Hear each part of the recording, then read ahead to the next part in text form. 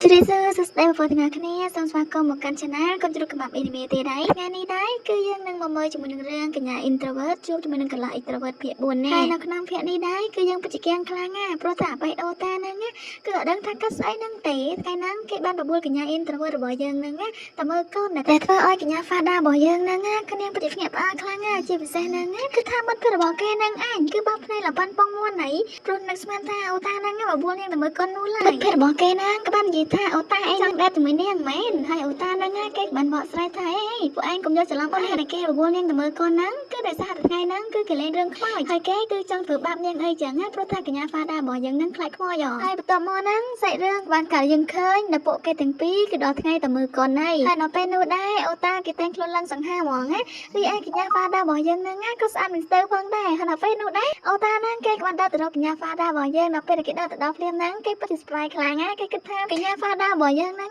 តែខ្លួនឡើងស្អាតឡើងដូចតដែតគ្នាអីចឹងដល់ពេលនោះដែរអូតារបស់យើងហ្នឹងគេដើរបដាហើយនឹងគិតបដាដែលគេគិតថាបន្តិចទៀតណាហ្វាដារបស់យើងហ្នឹងគឺប្រកាសជាចាប់ហើយព្រោះថារឿងខ្មោចហ្នឹងគឺជារឿងមួយដែលសាហាវខ្លាំងណាស់អញ្ចឹងហើយគឺនាងប្រកាសជាភ្ញាក់ផ្អើលជាមិនខានសាច់រឿងរបស់គេគឺថាខ្មោចមែនហ្នឹងគ្រាន់តែចាប់ដើមភ្លាមគឺថាចាញ់មុខខ្មោចមកបានហើយអ្នកដែលស្រែកអ្នកខ្លាចហ្នឹងគឺមិនមែនជាកញ្ញាហ្វាដារបស់យើងហ្នឹងតែគឺជាអូតាហ្នឹងឯងដែលធ្វើឲ្យកញ្ញា introvert របស់យើងហ្នឹងមើលមុខអូតាតែម្ដងហើយដល់ពេលដែលឃើញបែបនោះភ្លាមពេលនោះដែរអូតាគេខ្មាស់ហើយក៏បានប្រាប់ឲ្យកញ្ញា introvert របស់យើងហ្នឹងក៏មើលមុខគេគឺមើលតែរឿងអីចឹងហើយចៃដំពេលនោះដែរគឺស្រាប់តែរឿងហ្នឹងគឺដល់វគ្គស្វីដល់ហើយធ្វើឲ្យអូតាហ្នឹងគេឡើងភៀងតែម្ដងហើយគឺខ្មាស់កញ្ញា introvert របស់យើងឡើងមុខក្រហមពេញហ្នឹងហើយអូតាហ្នឹងខ្មាស់គេប៉ុណ្ណឹងហើយអត់រៀងនឹងទេហើយគេក៏បានគិតថាចាំមើលដល់ពេលដែលខ្មោចចាញ់មករន្ធត់អីគេនឹងកាត់តកាន់នាងដើម្បីនាងភ្ញាក់ផ្អើលតែមានណានៅពេលដែលសាច់រឿងខ្មោចចាញ់មកមែនតើកញ្ញា introvert របស់យើងមានស្រេចអីគឺមានតែអូតាហ្នឹងឯងស្រេចឡើងខ្មាស់គេអាបែបហ្នឹងយ៉ាបន្ទាប់ពីមើលចាំហើយហ្នឹងឃើញថាអូតារបស់យើងហ្នឹងគេពិតជាខកចិត្តខ្លាំងណាស់ព្រោះថាគោលបំណងរបស់គេត្រូវបរាជ័យអស់ហើយគឺគេមិនអាចធ្វើឲ្យកញ្ញា introvert របស់យើងហ្នឹងភ្ញាក់ផ្អើលបានឡើយជាមួយនឹងរឿងខ្មោចហ្នឹងបន្ទាប់មកហ្នឹងពួកគេទាំងពីរក៏បានត្រឡប់ទៅផ្ទះវិញនៅពេលទៅតាមផ្លូវហ្នឹងកញ្ញា introvert របស់យើងក៏បានបបួលអូតាទៅចាប់តុក្កតាហើយនៅពេលនោះដែរអូតារបស់យើងគេក៏បានចាប់តុក្កតាមួយផងដែរហើយក៏បានឲ្យកញ្ញា introvert របស់យើងដែលធ្វើឲ្យនាងគឺពិតជាសប្បាយចិត្តខ្លាំងណាស់ប៉ុន្តែប៉ុណ្ណោះពួកគេទាំងពីរនាក់ក៏បានចូលទៅញ៉ាំការ៉េមផងដែរបន្ទាប់មកហ្នឹងពួកគេទាំងពីរនាក់ក៏បានជិះរថភ្លើងត្រឡប់មកផ្ទះវិញហើយកំឡុងពេលដែលជិះរថភ្លើងហ្នឹងកញ្ញា introvert របស់យើងក៏នាងបានគេងលក់ហើយប៉ុន្តែប៉ុណ្ណោះក៏បានគេងលើស្មារបស់អូតាទៀតធ្វើឲ្យអ្នកជិះរថភ្លើងហ្នឹងក៏បានគិតថាពួកគេទាំងពីរនាក់ហ្នឹងគឺជាគូស្នេហ៍ហើយមើលទៅហ្នឹងគឺពិតជាលយខ្លាំងណាស់គូស្នេហ៍មួយគូហ្នឹងដែលធ្វើឲ្យអូតាហ្នឹងពិតជាខឹងខ្លាំងណាស់គឺមិននឹកស្មានថារឿងរ៉ាវវាទៅជាបែបទៅមកហ្នឹងសាច់រឿងបាកាត់យើងឃើញនៅពេលព្រឹកវិញដល់ព្រឹកហ្នឹងអូតាហ្នឹងគេហាក់ដូចជាមិនសប្បាយចិត្តសោះហើយមិត្តភក្តិរបស់គេហ្នឹងក៏បានសួរថាហេតុអីបានជាអូតាហ្នឹងមិនសប្បាយចិត្តបែបនេះឬមួយក៏គម្រោងការរបស់គេដែលធ្វើបាបកញ្ញា introvert របស់យើងហ្នឹងគឺត្រូវបរាជ័យហើយនៅពេលនោះដែរអូតាគេបានប្រាប់រឿងរ៉ាវគ្រប់យ៉ាងទៅកាន់មិត្តភក្តិរបស់គេផងដែរមិត្តភក្តិរបស់គេហ្នឹងក៏បានឲ្យយោបល់មួយគេប្រាប់ថាមិត្តភក្តិរបស់គេហ្នឹងក៏បានប្រាប់ថាឯងគួរតែរកវិធីផ្សេងគឺឯងចាប់ដៃនាងឲ្យខ្លាំងឲ្យនាងឈឺអីចឹងណាដើម្បីឲ្យនាងមានប្រតិកម្មហើយនៅពេលនោះដែរអូតាគេក៏បានយល់ព្រមហើយនៅពេលដែរអូតាគេបានទៅចាប់ដៃនាងហើយគឺបានច្បាច់ដៃនាងឡើងខ្លាំងតែម្ដងប៉ុន្តែនាងនៅតែគ្មានប្រតិកម្មអ្វីសោះដែលធ្វើឲ្យអូតាហ្នឹង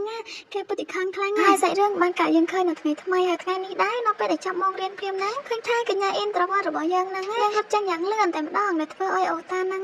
គេក៏បានគិតថាច្បាស់ជានាងហ្នឹងធ្វើរឿងអីមួយដែលមិនល្អហើយនៅពេលនោះដែរគេក៏បានបបួលមិត្តភក្តិគេមកតាមមើលនាងហើយនៅពេលដែលគេមកដល់ហ្នឹងគឺស្រាប់តែបានឃើញកញ្ញាហ្វាដារបស់យើងហ្នឹងបីជាមួយនឹងកូនឆ្មាមួយក្បាលហើយទូប្រុសហ្នឹងក៏បានសួរថាតើនាងបានកូនឆ្មាហ្នឹងមកពីណាដែរហើយនាងក៏បានតបថានៅពេលដែលនាងដើរមករៀនហ្នឹងគឺស្រាប់តែនាងបានឃើញវានៅតាមផ្លូវដែលមិនដឹងជាពីណាគេហ្នឹងតែយកវារបស់ចោលហើយនាងគឺអាណិតខ្លាំងពេកអញ្ចឹងហើយតើនាងយកវាមកទុកនៅក្រោយសាលាហើយដល់ពេលនោះដែរមិត្តភក្តិរបស់ទូប្រុសហ្នឹងក៏បានថាអញ្ចឹងហើយដល់បានជានាងមិនយកវាទៅទេហើយកញ្ញាហ្វាដារបស់យើងហ្នឹងក៏បានឆ្លើយថាឪពុករបស់គេគឺមិនចូលចិត្តឆ្មាហ្នឹងទេអញ្ចឹងហើយគឺនាងពិតជាបាក់ខ្លាំងណាស់ព្រោះនាងអាណិតពេកអីចឹងហើយនៅពេលនោះដែរទូស្រីរបស់យើងក៏បានហត់ឆ្មាហ្នឹងទៅឲ្យអូតានៅពេលដែលអូតាគេប្រឹងយកហើយហ្នឹងគឺស្រាប់តែឆ្មាហ្នឹងវាក៏បានស្រែកហើយវាក៏បានខ្វាយទឹកផងអត់ចង់ឲ្យអូតាប៉ះអីចឹងហើយនៅពេលនោះដែរមិត្តភក្តិរបស់អូតាហ្នឹងគេក៏បានសើចទៅកាន់អូតាផងដែរថាមកអូតាហ្នឹងអាក្រក់អីចឹងណាដែលឆ្មាហ្នឹងគឺវាស្អប់អូតាហើយនៅពេលនោះដែរតាពូឈីហ្នឹងនាងក៏បានលបមើលផងដែរហើយនាងបានស្ដាប់រឿងរ៉ាវគ្រប់យ៉ាងផងដែរនៅពេលនោះដែរពួកគេទាំងអស់គ្នាហ្នឹងក៏បានគិតរកវិធីដើម្បីដោះស្រាយជាមួយនឹងឆ្មាហ្នឹងពួកគេក៏បានសម្រេចចិត្តថានឹងព្យាយាមរកអ្នកដែលចង់ចិញ្ចឹមឆ្មាដើម្បីគេចិញ្ចឹមឆ្មាហ្នឹងអូតាហ្នឹងគេក៏បានផុសនៅក្នុងអ៊ីនធឺណិតដើម្បីរកអ្នកដែលចង់ចិញ្ចឹមរីឯអ្នកផ្សេងទៀតក៏បានដើរសួរគេនៅជិតសាលាផងដែរហើយមិនតែប៉ុណ្ណោះក៏បានសួរទៅកាន់សិស្សផ្សេងទៀតផងដែរថាមានអ្នកណាគេដែលចង់ចិញ្ចឹមឆ្មាបន្ទាប់ពីពួកគេស្វះស្វែងព្យាយាមដើរសួរគេអស់ហើយហ្នឹងឃើញថាគ្មានអ្នកណាគេដែលចង់ចិញ្ចឹមឆ្មាឡើយនៅពេលនោះដែរអូតាហ្នឹងគេក៏បានប្រាប់ថាមាន អ្នកដែលខមមិនចង់បានឆ្មានឹងយកទៅចិញ្ចឹមតែធ្វើឲ្យពួកគេគឺពិតជាសប្បាយចិត្តខ្លាំងណាស់លើកលែងតែកញ្ញា introvert របស់យើងនឹងឯងគឺនាងហាក់ដូចជាមិនសប្បាយចិត្តហើយបន្ទាប់មកហ្នឹងពួកគេទាំងអស់គ្នាក៏បានយកឆ្មាហ្នឹងឲ្យគេហើយនៅពេលទៅដល់ហ្នឹងកញ្ញា introvert របស់យើងហ្នឹង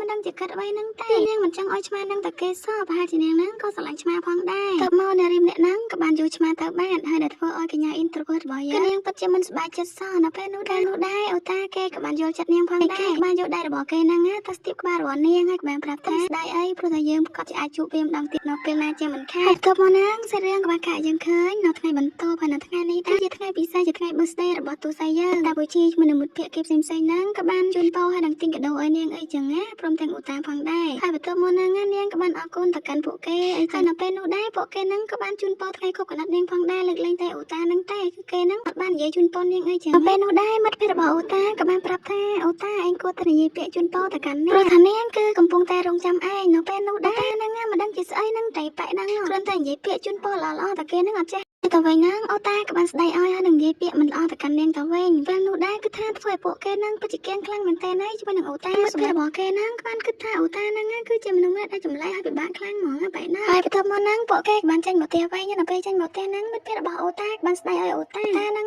គ្រាន់តែពាក្យជូនពរល្អៗហ្នឹងមិនចេះតែអីហេតុអ្វីបានជានិយាយបែបនោះទៅកាន់នាងពេលនោះដែរអូតាហ្នឹងគេក៏បានប្រាប់ថាគឺពេញមួយថ្ងៃនេះគេបានឃើញថាកញ្ញា introvert របស់យើងហ្នឹងដើរតាមគេរហូតគេហ្នឹងគឺពិតជាពិបាកខ្លាំងណាស់ពេលនោះដែរមិត្តភក្តិរបស់គេហ្នឹងបានប្រាប់ថាប្រហែលជានាងហ្នឹងឮពេលដែលឯងជូនពរគេហើយបានជាគេនឹងដើរតាមឯងនៅពេលដែលអូតាគេបានត្រឡប់មកដល់ផ្ទះហ្នឹងគេក៏បានគិតពីរឿងរ៉ាវដែលកើតឡើងផងដែរក៏បានផ្ញើសារទៅកាន់នាងហើយនៅពេលនោះដែរគេបានត្រឹមតែផ្ញើជា sticker អីចឹងហើយនៅពេលនោះដែរកញ្ញា introvert របស់យើងនាងក៏បានរងចាំថាតើអូតាហ្នឹងនឹងនិយាយអ្វីទៀតមកកាន់នាងខាងលោកគេជូនពរនាងអីចឹងទៅមកហ្នឹងអូតាគេក៏បានរនឹកពាក្យដើម្បីជូនពរទៅកាន់នាងជួនជាពេលហ្នឹងស្រាប់តែម្ដាយរបស់នាងហ្នឹងក៏បានហៅនាងមកទៅញ៉ាំបាយហើយនាងក៏បានទុកទូរស័ព្ទហ្នឹងចោលតែនាងអត់ទាន់បានចូលមើលពាក្យជូនពររបស់អូតាចំណែកអូតាវិញហ្នឹងគេក៏បានគិតថាប្រហែលជានាងហ្នឹងខឹងគេហើយបានជានាងហ្នឹងអត់ចូលមើលសារគេហើយសាររបស់យើងក៏សូមស្លាប់តែប៉ុណ្ណឹងសិនណាសូមរងចាំទស្សនាជាមួយនឹងឆានែលកូនជ្រូកខមាប់អ៊ីនីមេតាមពេលក្រោយទៀតណាកូនច្រើនបាយបាយ